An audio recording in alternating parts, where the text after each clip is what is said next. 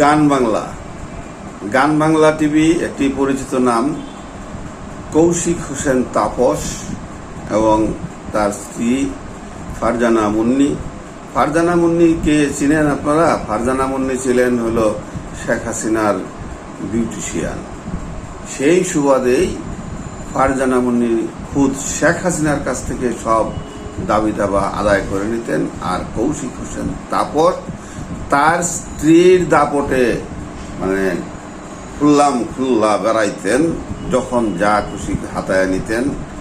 তবে শেখ হাসিনার যে প্রেস সচিব ছিলেন আশরাফুল আলম খোকন, তাকে দিয়ে তিনি অনেক সময় অনেক কাজ, যেগুলি ওই মানে আপনারা শুনছেন যে মডেল পিয়াসা নামে একজন অভিযোগ করেছিলেন গোয়েন্দা পুলিশের কাছে।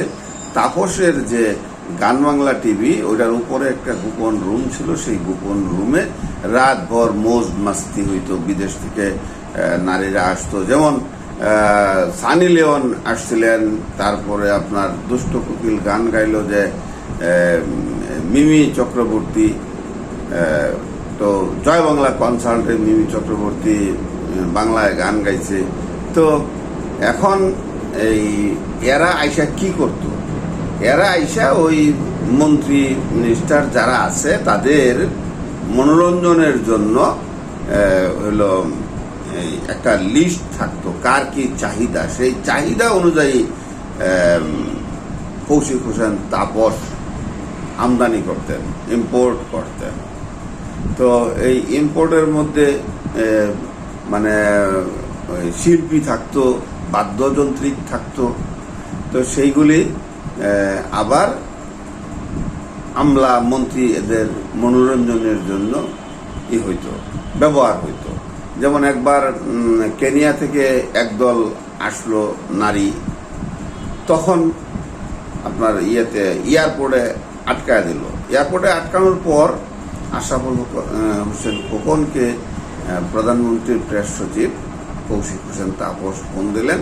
তো খোকনের রিকোয়েস্টে তারা আবার এয়ারপোর্ট থেকে তাদেরকে বের হতে দিচ্ছেন, না হলে কিন্তু তারা ফেরত চলে যেতেন। তো কৌশিক হোসেন তাপসের বিশাল ছিল, হাত ছিল। যেমন প্রতিমন্ত্রী ছিল, প্রতিমন্ত্রীর নামটা কি? নামটা হলো KM খলিলুল্লাহ। এই KM খলিলুল্লাহর খুব আস্থাভাজন ছিলেন কৌশিক হোসেন তাপস।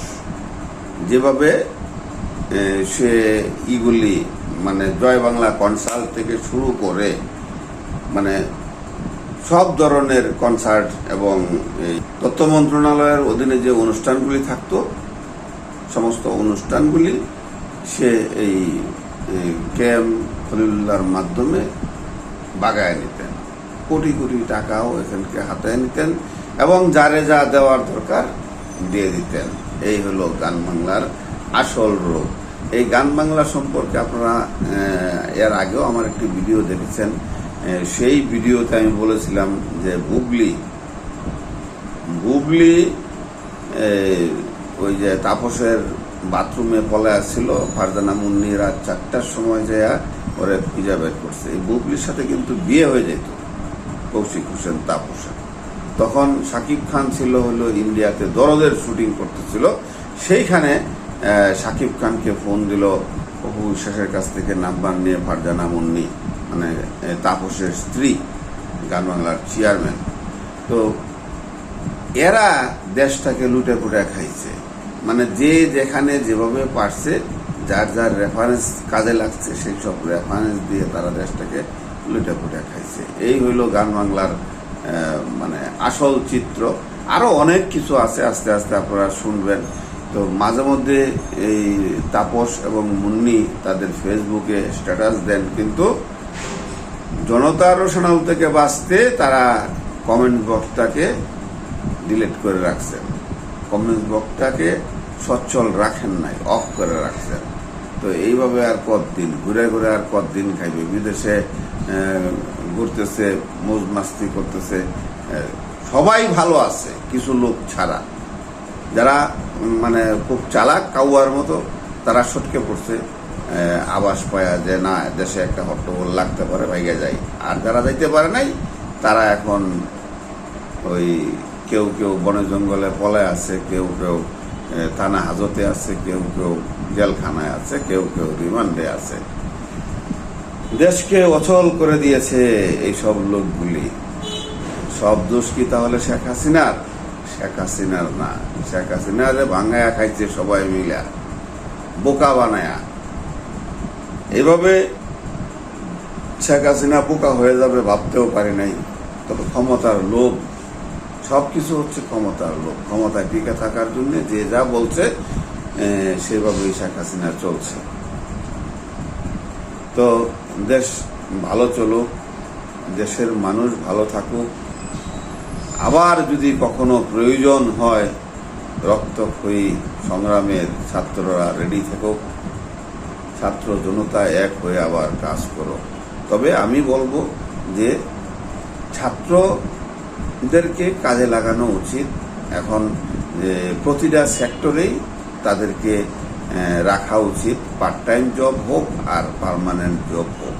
দেশের স্থিতিশীল পরিবেশ বজায় না আসা পর্যন্ত, পরিবেশ তৈরি হওয়া না পর্যন্ত ছাত্রদেরকে রাখা উচিত। কোনো কোনো স্থানে পার্মানেন্ট করে দেওয়া উচিত ছাত্রদেরকে। ছাত্ররা যা দেখাইলো এটা নজিরবিহীন। এইটাকে ফলো করে এখন ত্রিপুরা রাজ্যে চলতেছে ছাত্র জনতার লড়াই। সেখানে ৬-৭ জনের মতো মারাও গেছে।